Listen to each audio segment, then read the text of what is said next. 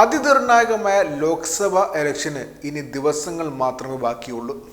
ഒരാഴ്ചക്കുള്ളിൽ ഏപ്രിൽ 19-ാം തീയതിയാണ് ഒന്നാം ഘട്ട ലോക്സഭാ ഇലക്ഷൻ.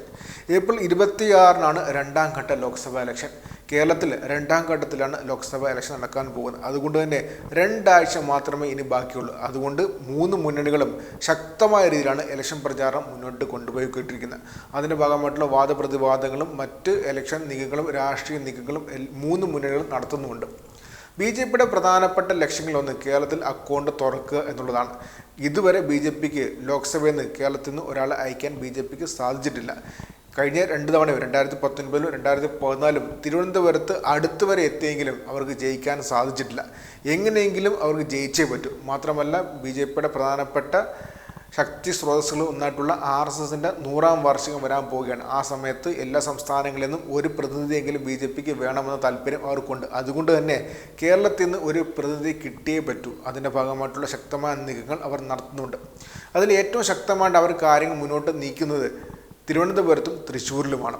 തൃശ്ശൂരിൽ BJP സ്ഥാനാർത്ഥി സുരേഷ് ഗോപിയാണ്. അതിൻ്റെ ഭാഗമായിട്ട് സുരേഷ് ഗോപിയുടെ പ്രചരണത്തിൻ്റെ ഭാഗമായിട്ട് പ്രധാനമന്ത്രി നരേന്ദ്രമോദി തന്നെ നേരിട്ട് 1-ൽ കൂടുതൽ തവണ തൃശ്ശൂരിലെത്തിയിരുന്നു. പിന്നെ അദ്ദേഹത്തിൻ്റെ മകളുടെ വിവാഹത്തിനും അദ്ദേഹം പങ്കെടുത്തിരുന്നു. അങ്ങനെ BJPക്ക് വളരെ പ്രാധാന്യമുള്ള മണ്ഡലമാണ് തൃശ്ശൂർ. അതുപോലെ തന്നെയുള്ള മണ്ഡലമാണ് തിരുവനന്തപുരം. തിരുവനന്തപുരത്താണ് BJPക്ക് എന്തെങ്കിലും ഒരു സാധ്യത നമുക്ക് പറയാൻ പറ്റുന്നത്. നേരത്തെ BJP 2-ാം സ്ഥാനത്തെത്തിയ മണ്ഡലം കൂടിയാണ് തിരുവനന്തപുരം. അങ്ങനെയാണ് നിലവിലത്തെ സാഹചര്യം. പക്ഷേ BJPക്ക് കേരളത്തിൽ ജയിക്കാൻ പറ്റുമോ ഇല്ലയോ എന്നുള്ളത് ഒരു വലിയ ചോദ്യമാണ്. അതിൻ്റെ ഭാഗമായിട്ട് സ്ഥിരം വോട്ട് ബാങ്കിന് അപ്പുറത്തുനിന്ന് വോട്ട് പിടിക്കാനുള്ള ശ്രമങ്ങൾ BJP കാര്യമായിട്ട് ഇത്തവണ ശ്രമിക്കുന്നുണ്ട്. അതിൻ്റെ ഭാഗമായിട്ട് ക്രിസ്ത്യൻ ന്യൂനപക്ഷ വോട്ടുകളാണ് BJP കാര്യമായിട്ട് ഇത്തവണ ലക്ഷ്യം വെക്കുന്നത്. അതിൻ്റെ ഭാഗമായിട്ടുള്ള നീക്കങ്ങൾ BJP വർഷങ്ങളായിട്ട് എന്ന് പറയുകയാണെങ്കിൽ കഴിഞ്ഞ നിയമസഭാ ഇലക്ഷൻ സമയം തൊട്ട് തന്നെ അതിൻ്റെ ഭാഗമായിട്ടുള്ള നീക്കങ്ങൾ അവർ നടത്തുന്നുണ്ടായിരുന്നു. ക്രിസ്ത്യൻ വോട്ടുകൾ ഇത്തവണ തങ്ങൾക്കൊപ്പം വരുമെന്ന പ്രതീക്ഷയാണ് BJP പോകുന്നത്. BJPക്ക് ഈ 2 മണ്ഡലങ്ങളും തിരുവനന്തപുരത്തും തൃശ്ശൂരിലും എന്തെങ്കിലും ഒരു നീക്കുപോക്ക് ഉണ്ടാക്കണമെങ്കിൽ, എന്തെങ്കിലും ഒരു നേട്ടം ഉണ്ടാക്കിയെടുക്കണമെങ്കിൽ ഈ ന്യൂനപക്ഷ വോട്ടുകൾ, ക്രിസ്ത്യൻ ന്യൂനപക്ഷ വോട്ടുകൾ കിട്ടിയേ തീരും. അതിൻ്റെ ഭാഗമായിട്ടുള്ള നീക്കങ്ങളാണ് അവർ നടത്തിക്കൊണ്ടിരിക്കുന്നത്. അതിൻ്റെ ഭാഗമായിട്ടാണ് സംസ്ഥാനത്ത് കേരള സ്റ്റോറി എന്ന് പറയുന്ന ഒരു 2-ാം ഘട്ട സിനിമ അവർ കൂടുതൽ പ്രൊമോട്ട് ചെയ്യുന്നത്. മാത്രമല്ല അതിനനുസരിച്ച് താളം തുള്ളാൻ വേണ്ടി ചില ക്രിസ്തീയ സഭാ മേലധികാരികളും ഉണ്ട് എന്നൊരു യാഥാർത്ഥ്യമാണ്. പക്ഷേ മെയിനായിട്ട് കേരള സ്റ്റോറി എന്ന 2-ാം ഘട്ട സിനിമ BJP പ്രൊമോട്ട് ചെയ്യുന്ന പ്രധാനപ്പെട്ട കാര്യം എന്തെന്ന് വെച്ചാൽ ക്രിസ്ത്യൻ ന്യൂനപക്ഷ വോട്ടുകൾ കൈവശമാക്കുക എന്ന ലക്ഷ്യത്തോടെയാണ്. പക്ഷേ അത് വിജയിക്കുന്നില്ല എന്നുള്ളതാണ് ഏറ്റവും വലിയ യാഥാർത്ഥ്യം. അതിന് ഏറ്റവും പുതിയ ഉദാഹരണമാണ് കൊച്ചി അങ്കമാലി രൂപതയുടെ ഔദ്യോഗിക പത്രമായിട്ടുള്ള സത്യദീപത്തിൻ്റെ ഇത്തവണത്തെ എഡിറ്റോറിയൽ. അതിന് പ്രധാനപ്പെട്ട കാരണങ്ങളെന്ന് പറഞ്ഞാൽ മണിപ്പൂരാണ്. മണിപ്പൂരിനെ BJP അവഗണിക്കുന്നതാണ് ഏറ്റവും പ്രധാനപ്പെട്ട കാര്യം. മണിപ്പൂരിലെ കലാപത്തിനെ BJP അവഗണിക്കുകയാണ്. മാത്രമല്ല പ്രധാനമന്ത്രി ഇതുവരെ മണിപ്പൂരിൽ സന്ദർശനത്തിന് പോലും പോയിട്ടില്ല. അത്രമാത്രം അവഗണിക്കുകയാണ്. അതിന് കാര്യമായ ഇമ്പാക്റ്റ് സംസ്ഥാനത്തെ ക്രിസ്ത്യൻ സമൂഹങ്ങളിൽ ഉണ്ട് എന്നുള്ളത് ഒരു യാഥാർത്ഥ്യവുമാണ്. സത്യദീപത്തിൻ്റെ കഴിഞ്ഞ ദിവസത്തെ ഏപ്രിൽ 11-ാം തീയതി എഡിറ്റോറിയലിനകത്ത് കാര്യമായിട്ട് കേന്ദ്ര സർക്കാരിനെ വിമർശിക്കുന്നുണ്ട്.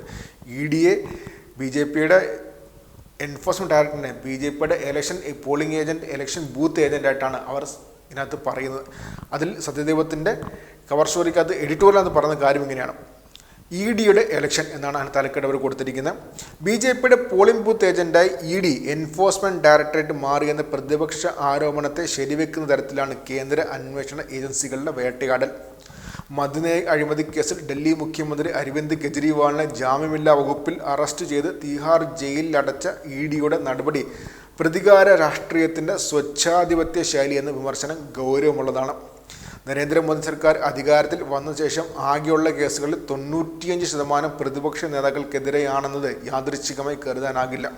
കഴിഞ്ഞ ജനുവരി 31-ന് പ്രതിപക്ഷത്തെ മറ്റൊരു മുഖ്യമന്ത്രി ഹേമന്ത് സോറനെ ED അറസ്റ്റ് ചെയ്ത് ജയിലടച്ചിരുന്നു. BJPയിലെത്തിയാൽ ആരുടെയും അഴിമതിക്കറകൾ കഴുകി മാറ്റപ്പെടുന്ന അവസരവാദ രാഷ്ട്രീയത്തിൻ്റെ അശ്ലീല കാഴ്ചകൾ ജനാധിപത്യത്തിലെ പുതിയ നടപ്പ് രീതിയാകുമ്പോൾ ഈ ഇലക്ഷൻ പോലും നേരത്തെ നിശ്ചയിച്ചുറപ്പിച്ച ഗെയിമെന്ന പ്രതിപക്ഷ വിമർശനം ശരിയാണെന്ന് തെളിയുന്നു. കെജ്രിവാളിൻ്റെ അറസ്റ്റിനെതിരെ അമേരിക്ക നടത്തിയ പ്രതികരണത്തെ ശക്തമായി നേരിട്ടത് രാജ്യത്തെ ഉപരാഷ്ട്രപതി നേരിട്ടായിരുന്നുവെന്നത് ജനാധിപത്യ വിശ്വാസികളെ അമ്പരപ്പിച്ചു.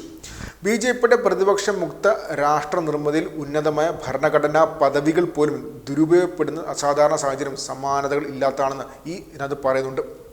മാത്രമല്ല ഇതിനിടയിൽ രാജ്യം കണ്ട ഏറ്റവും വലിയ അഴിമതിയായി ഇലക്ട്രൽ ബോണ്ടിനെതിരെ സുപ്രീം കോടതി എടുത്ത ശക്തമായ നിലപാടുകൾ ജനാധിപത്യ ഭാരതത്തിന് പ്രതീക്ഷ നൽകുന്നതാണ്. രാഷ്ട്രീയ പാർട്ടികളിൽ സ്വീകരിക്കുന്ന സംഭാവനകളിലെ കള്ളപ്പണ സാധ്യതകൾക്കെതിരായി കരുതൽ നീക്കമായാണ് 2017 ഇലക്ട്രൽ ബോണ്ടിനെ BJP അവതരിപ്പിച്ചത്. നിലവിലെ 4 നിയമങ്ങളിൽ കമ്പനി നിയമം, RBI നിയമം, ജനപ്രാതിനിധ്യ നിയമം, നികുതി നിയമം ഭേദഗതി ആവശ്യപ്പെട്ടുകൊണ്ടുള്ള ബോണ്ട് നിർദ്ദേശം 2017-18 ബജറ്റിലെ പ്രധാനപ്പെട്ട നിർദ്ദേശ പദ്ധതിയായിരുന്നു എന്നും ഇന്നത് പറയുന്നുണ്ട്. അങ്ങനെ വ്യക്തമായിട്ട് BJPയെ തുടർച്ചയായിട്ട് ആക്രമിക്കുന്നതാണ്. മാത്രമല്ല ഏറ്റവും റീസെൻ്റായിട്ട് BJPയുടെ തമിഴ്നാട്ടിലെ രാഷ്ട്രീയ നീക്കമായിട്ടുള്ള കച്ചിത്തീവനെ വരെ അവർ വ്യക്തമായിട്ട് ആക്രമിക്കുന്നുണ്ട്. മാത്രമല്ല BJPക്ക് ഇതുപോലെ ഇത്രയും നീക്കം നടത്തുന്ന BJPയെ വ്യക്തമായിട്ട് കടിഞ്ഞാണിടാൻ വേണ്ടി സാധിക്കാത്ത ഇലക്ഷൻ കമ്മീഷനെ അവർ വിമർശിക്കുന്നുണ്ട്. വ്യക്തമായി പറയുകയാണെങ്കിൽ BJPയെ രൂക്ഷമായി ആക്രമിച്ചുകൊണ്ടാണ് സത്യദീപത്തിൻ്റെ ഇത്തവണത്തെ എഡിറ്റോറിയൽ. മാത്രമല്ല മണിപ്പൂരിനെ കുറിച്ചും കേരള സ്റ്റോറിയെക്കുറിച്ചും പറയുന്നുണ്ട്. കേരള സ്റ്റോറിയെക്കുറിച്ച് പറയുന്നവർ മണിപ്പൂർ സ്റ്റോറിയെക്കുറിച്ച് എന്താ മിണ്ടാതിരിക്കുന്നത് എന്നും വ്യക്തമായി തന്നെ പറയുന്നുണ്ട്. മാത്രമല്ല പ്രണയക്കെണിയെക്കുറിച്ച് പഠിപ്പിക്കാൻ ഇസ്ലാം വിരുദ്ധതയെ വിഷയമാക്കണമെന്ന് വ്യക്തമായിട്ട് ഇതിനെ ചോദിക്കുന്നുണ്ട്.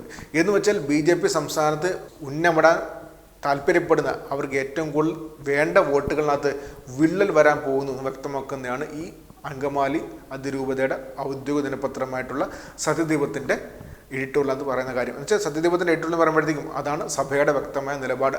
ആ നിലപാടെന്ന് പറയുമ്പോഴത്തേക്കും അത് BJP വിരുദ്ധമാണ്. അത് വ്യക്തമായിട്ട് അവർ എഴുതിയിട്ടുണ്ട്. വ്യക്തമായിട്ട് BJPയുടെ സംസ്ഥാനത്തെ ഓരോരോ നീക്കങ്ങളെയും ഓരോന്നോരോന്നെ പൊളിക്കുകയാണ് ഈ എഡിറ്റോറിയലിലൂടെ. ഇപ്പോൾ ഇത് വ്യക്തമാകുന്ന ഒരു പ്രധാനപ്പെട്ട കാര്യം എന്ന് വെച്ചാൽ BJP പ്രതീക്ഷിക്കുന്ന ക്രിസ്ത്യൻ ന്യൂനപക്ഷ വോട്ടുകൾ ഇത്തവണയും BJPക്ക് സംസ്ഥാനത്ത് കിട്ടാൻ പോകുന്നില്ല. അപ്പോൾ കിട്ടുന്നില്ലെന്ന് പറയുമ്പോഴത്തേക്കും ഉറപ്പായിട്ടും രാജീവ് ചന്ദ്രശേഖരനും സുരേഷ് ഗോപിയും തിരുവനന്തപുരത്തും തൃശ്ശൂരിൽ ഉറപ്പായും തോൽക്കും. അവർ പ്രതീക്ഷിക്കുന്ന 2 മണ്ഡലങ്ങൾ ഈ 2 മണ്ഡലങ്ങൾ മാത്രമാണ്. ഈ രണ്ടിടത്തും അവർ തോൽക്കുമെന്ന കാര്യത്തിൽ 100% ഉറപ്പാക്കുന്നതാണ് ഈ ലേഖനമെന്ന് എടുത്തു തന്നെ പറയേണ്ടിയിരിക്കുന്നു. ബാക്കി 18 മണ്ഡലങ്ങളിലും BJP ജയിക്കും എന്ന് പറയുന്നുണ്ടെങ്കിലും അവർക്ക് ഒരു സാധ്യതയുമില്ല. എന്തെങ്കിലും ഒരു സാധ്യത ഉള്ളത് തിരുവനന്തപുരത്ത് മാത്രമാണ്. തൃശ്ശൂരിലും അങ്ങനെ ഒരു സാധ്യതയില്ല. 3ാം സ്ഥാനത്തെത്താനാണ് സുരേഷ് ഗോപി, 3ാം സ്ഥാനത്തെത്താണ് ഏറ്റവും വലിയ ചാൻസ് ഉള്ളത്. തിരുവനന്തപുരത്ത് മാത്രമാണ് BJPക്ക് എന്തെങ്കിലും ഒരു നീക്കുപോക്ക് എങ്ങനെയെങ്കിലും ചിലപ്പോൾ ജയിച്ചാലായി എന്ന് പറയാൻ പറ്റുന്നത്. പക്ഷേ അവിടെയും ഇതുപോലെ തന്നെ വ്യക്തമായിട്ട് ക്രിസ്ത്യൻ സഭകൾ എതിർ നിലപാടെടുക്കുകയാണെങ്കിൽ അവിടെയും BJP പുറമോട്ട് പോകാൻ പോവുകയാണ്. BJP തോൽക്കാൻ പോവുകയാണ്. കേരളത്തിൽ BJPക്ക് ഇത്തവണ അക്കൗണ്ട് തുറക്കാൻ പറ്റത്തില്ലെന്നുള്ള സൂചനയാണ് ഇത്തരം ലേഖനങ്ങൾ നമുക്ക് തരുന്നത്.